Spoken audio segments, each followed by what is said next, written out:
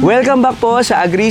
Ngayong episode, another integrated farming ang ating pag-uusapan. Ibig sabihin, possible multiple income stream ang pwede nyong ma-generate habang tumatagal. Parami ng parami ang inyong pwedeng itanim, alagaan. At dito po sa kanilang farm. Bikeling Farm po, sir. Saang barangay po? Barangay Harasan, Indang, Cavite po, Ayan. sir. So, isa pong Coast Guard ang kasama natin, si Ma'am Nelly Gaspar po. Ayan. It's an honor po na tanggapin niyo po ang aming invitation, ma'am. Maraming salamat. Maraming salamat din po, sir, At sa syempre, pagbisita. Thank you for your service sa pagiging Coast Guard natin. Nagbabantay sa karagatan ng ating bansa na marami nang gustong umagaw. Pero si ma'am, hindi na maaagaw ang puso dahil ang kanyang mister is Coast Guard din. Thank you, Nakasama sir. din nagbabantay. Ano pong pangalan ng mister niyo? Vladimir Gaspar po. Sir Vladimir, sana naman nakasama kayo dito. So, isa-shoutout na lang natin. Busy po siya. Ayan. So, gaano po kalawak ang inyong farm? Ito po ay mga nasa 2.5 hectare po. Nabili po namin ito nung araw pa po, early 20s. Pero po, nung time pa pong yun, mura pa po kasi ang lupa. Nakuha lang po namin ito sa murang halaga at hulugan po nung araw. Ayan. Murang halaga. So, kung noong araw, mga anong year yan? 2020 po siguro, start 2026, 28, ganyan po.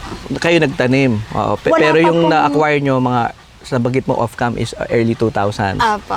And how much po yung value pa ng land noon? Maliit pa po talaga, wala pa po siyang, mababa pa po sa 500 nung Wow. araw. So, humble ni ma'am. Ako na bubuking. Huwag na! Less than 300 pababa pa yung presyo. So, talagang yan po yung inspiration kasi sa mga katulad ni ma'am. So, that time, early 2000, ngayon, ang value is talagang tumaas na. And marami po ng mga taga Calabarzon, ang mga presyo ng lupa is nagre-ranging na dyan sa pinakamababa na siguro, swerte kung merong 750, Ay, going to 1,500 to up to 3,000 per square meters, and it's a very good investment. And ang tatalakayin natin, integrated farming. And syempre maraming salamat po sa mga nanood ng ating Dominant CC episode, at marami pala talagang mga kababayan natin na gusto pang matuto at gusto ring magsimula. Ang problema naman, kulang sa supplier ng mga day-old chicks. At yan, yung nasa ating background ngayon, isa sa mga pinagkakakitaan nila ma'am dito is yung kanilang mga Dominant CC. Ma'am, gaano kalaki yung allotted area ninyo para sa mga chickens nyo naman? ito po siguro mga nasa 3,000 to... Square Opo, meters. ito pong para sa mga dominant CC po natin. Yeah. So, paano kayo nagsimula? Ilang piraso yung sinimulan nyo? Nag-start po kami ng 100 peraso lang po ng mga day-old. Pero po, nag-attend po ako ng seminar. Kasi nga po, may lupa kami. Nag-start po akong mag-attend ng mga seminar since may trabaho po ako, paano po ako magkakaroon ng... Kailangan ko po magkaroon ng kaalaman sa farming. So, nag-attend po ako ng seminar kay Doc Erwin Cruz ng Dominant CC. So, yun po, bumili po ako ng, una muna 100. Bumili po ako sa mga member na rin po ng nagsaseminar ng Dominant CC. Dito lang po malapit. Within Calabarzon, Cavite? Cavite lang din po, mga karapit nating farm na. Doon po ako nakabili sa kanila, and then nasundan po yun ng another 150, 200. Ngayon po, bumili na po ako ng parent stock. Yeah. Bumili na po ako ng parent stock para hindi na po kami bibili ng mga RTL nyo ng paulit-ulit. No? Opo. So, ayun. So, another episode, lagi pong na-emphasize yung parent stock. And yan po ay isang much more technical na pag-uusapan. Kaya abangan nyo ating next episode dahil ang makakapanayam na natin yung mentor ng mga na i-feature natin ng mga farm na nag-Dominant CC, si Dr. Erwin na mismo ang ating makakapanayam sa kanila sa Rizal, ano? Opo, sir. Yeah. Nakarating ba kayo sa farm nila? Pag may kinuha kaming product, napunta lang Doon po kayo doon. pumipick up? Yeah. Lalo na ng parent stock po. Yeah. So, gaano po ka-importante yung magkaroon ng sariling parent stock? Bakit kayo nag-invest sa parent stock? Una po sa lahat, hindi na kami bibili ng mga CC o day old saka RTL. Pangalawa po, dalawa pong klase yan. May meat type at saka po yung ating nangingitlog po natin, RTL. Ready to lay. Opo, ready to lay natin. So, yun po. Nakakabenta po kami ng meat at saka po ng mga brown eggs po. Yeah, so- Ganun po ka-importante. Minsan po kasi pag bumili ka ng day old, minsan may mga napapasama ring lalaki na. So ito po, nasa amin na po lahat na Yeah. pwede naming ibenta. Ngayon ba, Kaya- nagbebenta na rin kayo sa mga viewers natin na naghahanap ng supplier? Pwede Sa na rin kayo ngayon mag-out? po, ang binebenta pa lang po namin ay yung meat, Mhm. mga 1 to 2 months na bebenta na po namin to 3. Sunod naman po, nagbebenta po kami ng mga brown eggs na dinadala ko po sa office, binebenta ko po sa mga kasama ko doon. Ayan. Pag Sa ibang nakatigim na office. ng brown egg, parang ayaw na nila ng white eggs, Yun no? po, kaya Nako, hindi na Saka kami dito rin makakabili po. sa'yo. Wala ng stock. kaya nga po eh. So yung mismong brown egg, nagkakaubusan. Kumbaga, sabi nga Totoo nila, po pag yun. nagkatikim na ng brown eggs, parang ayaw nyo nang bumili ng white eggs. Magkaiba talaga yung lasa. Creamy na parang nilagyan ng Kumbaga milk. sa ano po ay malinamnam ang Yes. ang sinasabi nila. Malinamnam daw po. Ayan, so medyo malulungkot pala ang mga viewers natin kasi wala silang mabibili na day old dito sa ngayon. Sa ngayon po, wala po. Kasi po, nagpaparami Continuous po ang kami. production. Opo. Yeah. So si Sir Richard nga, yun ang nabanggit niya, no?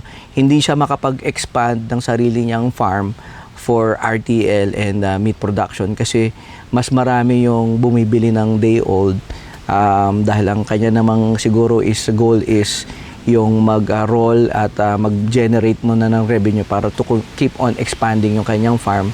Kaya mas mabilis yung kita niya. Day old, pagkapisa, out na agad. Opo. Yeah. And sa inyo ngayon, Hindi po. kayo yung nag-expand muna, paparamihin nyo muna yung inyong mga RTL. Ilang RTL ba ang target ninyo? Kung kaya po namin ng 1,000, so sa ngayon po, nandun pa po kami sa ganung I see. target. Ngayon, ilan ang RTLs nyo ngayon Sa dito? RTL po namin, maunti pa po since nag-stop nga po kaming bumili ng mga sisiw na day old. So sa ngayon po, nasa 200 plus na 200 po pala. ang aming RTL. Ayan. So, mabilis na yan. Ang investment ninyo is nagkaroon na kayo ng sariling parent stock. Correct, opo. So, mabilis yun ang pupunuan yun dahil kayo ay may sarili ng RTL production. Opo, sir. Ilan po ba, para sa mga viewers natin, ilan yung naging investment ninyo ng mga parent stock? Ilan yung mga inahin? Sa parent stock po natin, nag-try po muna kami ng mga 40 po, 30 to 40 po. 40 Na hens. Na hens. Tapos po, sa 40 pong yon, may tigda dalawa rin po siya na male. So, dominant D853, 102 at saka 109 Ayun. po ang mga Galing, no? Hindi magagalit si Dr. Erwin. Naaalala pa ni Ma'am yung mga codes. Yan yung mahirap tandaan eh. Yung mga code Mga parent numbers. stock po Yan, nila. mga parent stocks. So, opo. And ayan po, no? So additional validation sa inyong mga viewers natin na gusto pa rin pag-aralan, patuloy, no? Ulit-ulitin natin yon. Parang nag-seminar na rin kayo kay Dr. Erwin while watching yung Agri sa Agri. And it's a great investment. Nung bumili po ba kayo ng parent stock, day old ba o medyo malaki na yung binili nyo? Medyo malaki na po ang binili rin namin. So- Para sigurado po tayo na talagang male and female po talaga ang makuha natin. So medyo mas mahal ng onte. Opo. Kasi yung alam ko yung day old na banggit ni Sir Richard last episode is 800 pesos yung day old ng parent stock. Pagka medyo matured na ng Medyo how many mataas weeks, na po. aabot na ng mga 1,500. Opo. Yeah. So for 40 o kayo na yung mag-compute kung kung magkano yung naging investment. Bakit po 40? Yun ba merong calculation sa number of months 40 target to niyo? 50 kasi po, pag nag-uumpisa, yun po ang sinasabi nila na magandang mag-start sa ganun muna. Parang hindi ka pwedeng kumuha kaagad ng maramihan, lalo na't nag-uumpisa ka. Tama. Kailangan po talaga mapag-aralan mo. Kung kumuha ka ng marami tapos hindi mo na-handle ng maayos, lugi ka po Sayang. kaagad. Lalo na 800 Opo. to 1,500 ang isa Opo. ng Kaya- parent stock. Ano. Opo. And siguro ideally, no, so yung logic, ako na lang yung breakdown 40 na hens. So most likely, kung may konting underproduction yung mga hens nyo, in 30 days, kaya nyo pa rin makapag-produce ng 30 times 30. At least conservatively, kung 40, bawasan na natin ng 10. Totoo po. So sa isang araw, meron kayong 30 eggs Opo. na maipoproduce na possible ng mga RTL ninyo. or yung iba doon is mga male for meat production. Yes, opo sir. Yan. Ganun So, po. maganda na yung number kasi madaling madaling i-compute sa 30 days na ating production, 30 eggs per day.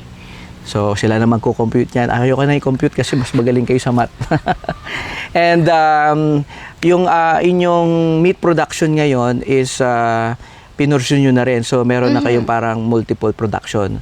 You have a parent stock, meron kayong RTL na hindi na kayo bumibili. Opo. And then, meron na rin kayong pang luto. Opo, opo. So, sa ngayon, yung gaano karaming napoproduce nyo, yung ratio ng merong 40 hens na parent stock, ilan yung nagiging lalaki doon sa per day na 30 eggs? Dun po sa 30 eggs, minsan po, usually is 10 to 15 ang lalaki. Almost Minsan, 50-50, 50-50 usually I po. see. Opo. And ano po yung nangyayari dun sa mga male ninyo na galing doon sa parent stock ninyo? Yung sa male po namin, meat production po siya talaga. Doon po, yun po ang ginagawa namin. Okay. So, kayo ba, naibebenta rin ba yun na as Opo.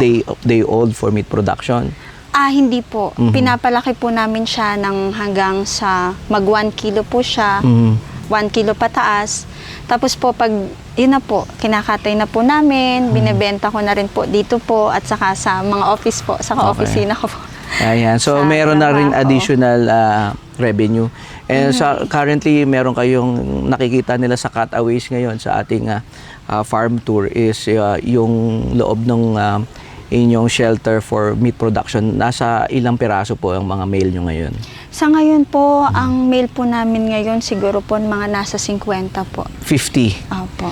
And currently, mga ilang week old na yan or month? Siguro po sir, mga 3 months. 3 Hindi po months. ako So, pwede nang nagkakamali. ibenta. Ang meat production po ba is yung maturity, ano yung ideal month na masasabi nyo na ready to sell na sila?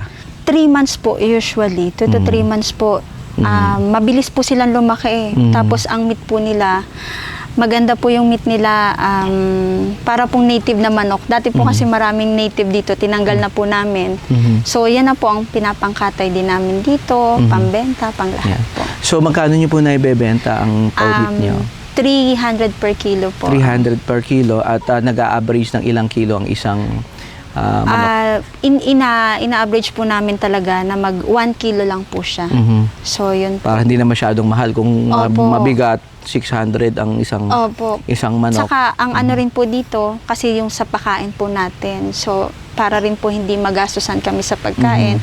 1 kilo, 1.5, 1.2, 1.3, ano na po kaagad. Pwede na i-out. Opo. Yeah. So, may case ba na kaya nilang bumigat ng maximum kung papatabain mo talaga kayang maging 2 kilo? Kaya po, sir. May mga kalpo tayo na binebenta rin, pero bibihira po yun.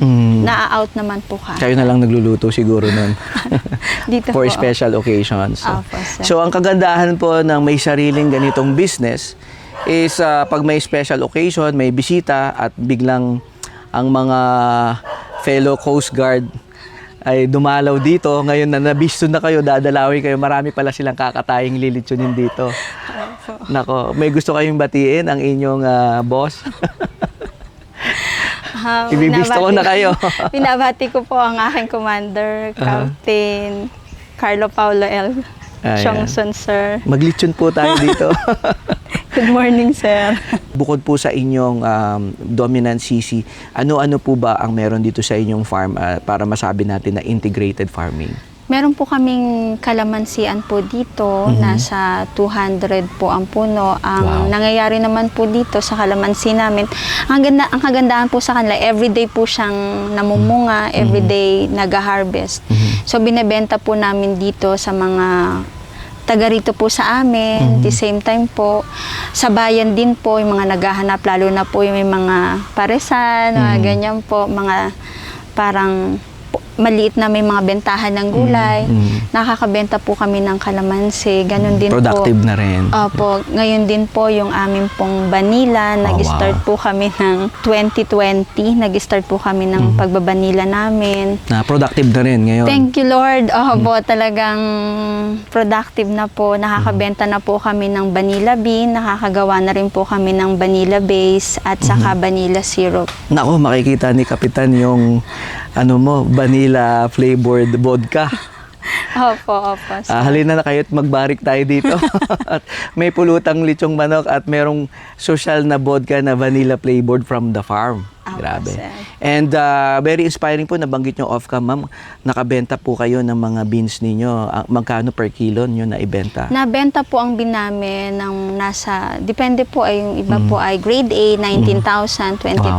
Wow. Yung grade B po, 16, 15. Per kilo?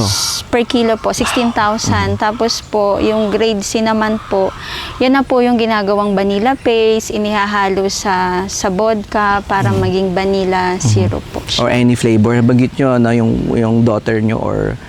Yan na po ang ginagamit namin sa pag-bake talaga. Sa baking, Opo. paggawa ng cake. Opo. Ayan. Cookies. Yan. Si ma'am na po mismo sa kanya na po nanggaling na nakapagbenta sila ng grade A na 19,000 pesos per kilo at ang lowest is 16,000 pesos per kilo. Meron din tayong mga seedlings, sir. Ayan, so additional income. So multiple income sa manok, multiple income din sa vanilla. So nakakapagbenta na kayo ng seedlings Opo, sir. and Yun yung talagang- pods. Opo, pods. Ayan, so ang galing naman ma'am. Magre-retire ka na ba? Naku Kap, hindi pa siguro magre-retire. Bale, ano po, sa amin po kasi 20 years in service, pwede na pong optional. Ayan. So, Ilang years na ba kayo sa service? 21 na po. Oh, wow. Pero yun nga po, what's next after sa service? So, kaya po nag-decide po kami mag-asawa na palaguin po o tayamanin po ang aming farm.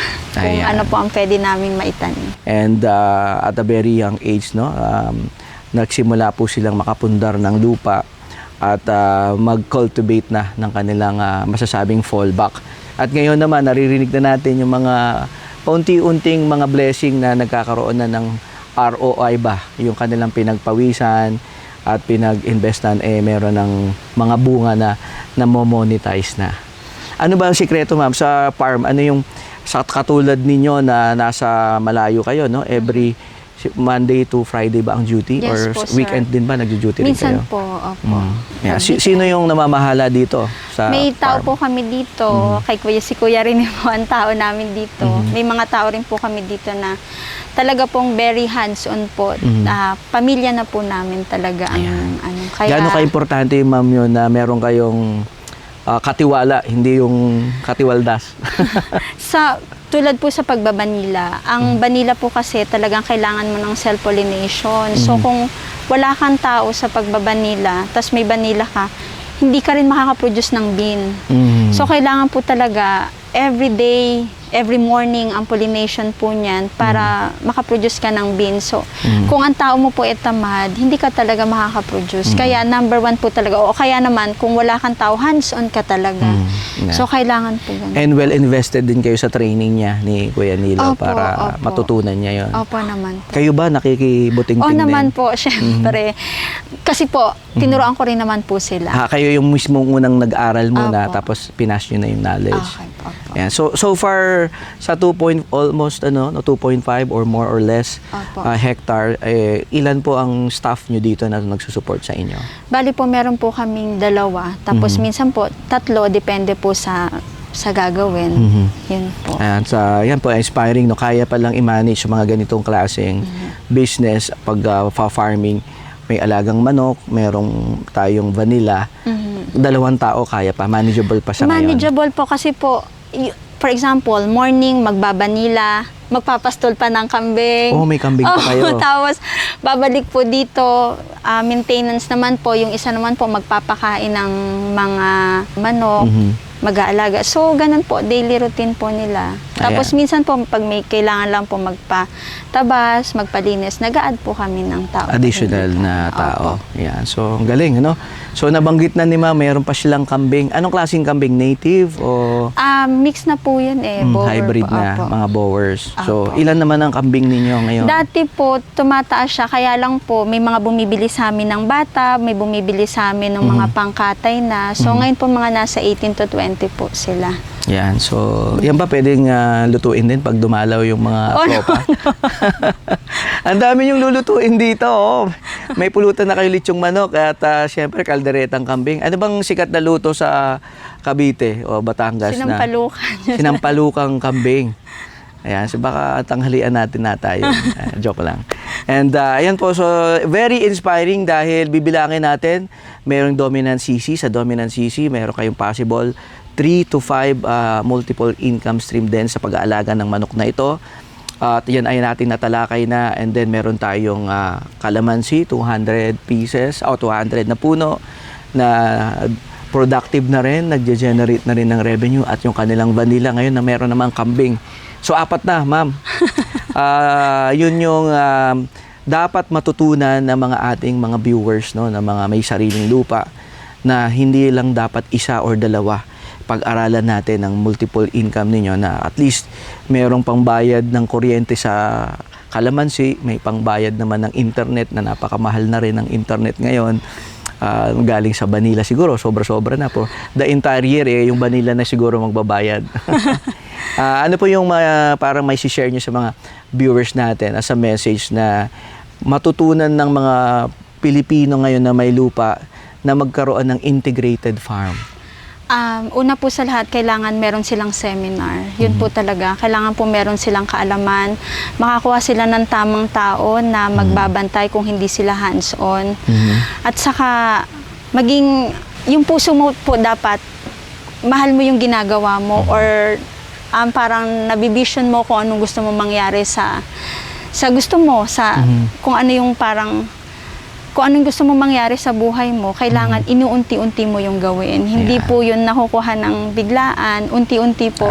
At wag titigil. Minsan po kasi nagkakaroon tayo ng time na parang tayo po ay, wag na lang po ito, papalit-palit po tayo ng minsan po.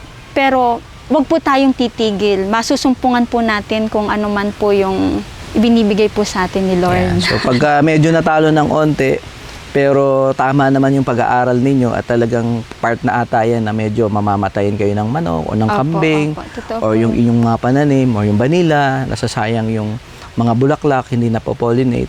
You just keep on going. Ika nga, sabi ni ma'am, yung kasabihan dito daw sa Batangas is hanggang masugpungan.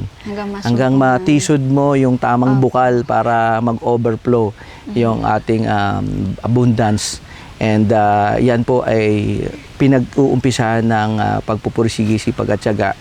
Unang-una is mag-ipon muna tayo, makapag-acquire ng lupa. Dahil mahal na ang lupa sa Pilipinas. Sa 3,000 medyo napakamahal na para makakaroon ng 1 hektarya. And hopefully magkaroon din ng policy ang government na wala masyadong inflation na minsan out of box na parang wala nang reason sa logic yung bakit yung isang remote area naibebenta ng 50 million dahil may foreigner na nakabili, gusto nilang ibenta sa kapwa Pilipino ng ganun din presyo. Medyo ang hirap niyan. So wag po sana magagalit yung ibang nag-aahente. But I think meron sana tayo dapat policy din na regulation regarding doon sa inflation ng mga lupain ngayon. Kahit na flatland, sobrang mahal ng bentahan ngayon. But anyway, Agri sa Agri is always an advocate of sharing knowledge and of course, a mentor. Ma'am, meron ba kayong plan eventually na maging learning site na rin kayo dahil ang dami nyo ng kaalaman dito? Open naman po kami. May mga estudyante na rin po na napunta dito sa amin. And ma'am, ano pa yung mga investment nyo dito? So meron kayong kambing, meron pa ba kayong hindi nababanggit na... Yun lang. May mga fruit trees kayo dito. Meron po, may langka kami, santol. Kailangan din po kasi yan ng vanilla talaga. Kailangan po ng vanilla na shaded po siya. So, kaya po, hindi po namin pinuputol. Ang kagandahan po sa santol, yearly po yan. May kumukuha po sa amin. Depende po sa dami ng bunga. 25 to 20,000 po yearly po ang kinikita naman namin sa santol lang. Ayan, grabe ano. So, medyo... parang bonus na lang yung fruit trees kasi parang hindi nyo na masyadong sinuseryoso kasi established na. Established na po yan. So, every week, minsan po, pag tag-avocado, may avocado.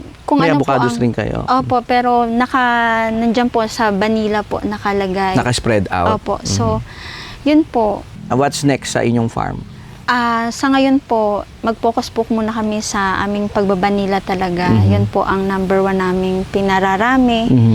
So siguro po in a long run, dito po muna kami sa vanilla, sa aming pagdo-dominant CC. Ayan. So parang sa assessment natin ngayon, based sa ating interview po kay ma'am, is ang talagang dominant ngayon na revenue maker is yung dominant CC. at yung ating vanilla na talagang nakakapag-generate, and then the rest is siguro pasahod sa tao. Correct. Opo, totoo po yan. Para sa operation expenses, paggawa ng fence and all. Opo. Bonus na yung may mauuwi kayong mga santol na parang naglalaglagan na lang dito. Hindi na napapansin. Sobrang lakas Pwede po niyong kasi haluan ng gatayan, ma'am, na kababoy. Para may bago tayong produkto na i-feature na ganyan. Opo. Na kapag create sila ng value sa kanilang mga santol, and may mga langka, so merong ayun, nakikita ko para may pipitasin ako. Rambutan. Rambutan tsaka yung guyabano. Guyabano, opo, nanlaglag. Ayan. So, yan yung Totoo, sir. masarap sa may sariling farm. At syempre, napaka-presko. Thankful din po ako na kahit po papaano, dahil po, syempre sa Coast Guard po tayo, meron po tayong, ibig sabihin po ay kahit papaano, nandun po na may sahod, yung daily talaga, or mag-pandemic man, or ano po. So, yung mga ganong bagay po is, ginagawa lang po natin na maging makabuluhan, tulad po ng pagpa-farming, ano po ang next sa amin, after namin ng Coast Guard, Serbisyo. o po after ng serbisyo. So, naisip po namin na, ito po ay ganito po para at least tuloy-tuloy pa rin po kami sa aming pamilya at sa aking mga anak. May legacy. May papamana. Ayan. So, very bright future for retirement. Congratulations. Kasi ngayon, you already have your own option, decision by preference kung magre-retire kayo ng earlier or you will keep going. Pero meron na rin kayong magsasambot sa inyo na inyong farm na very productive na rin.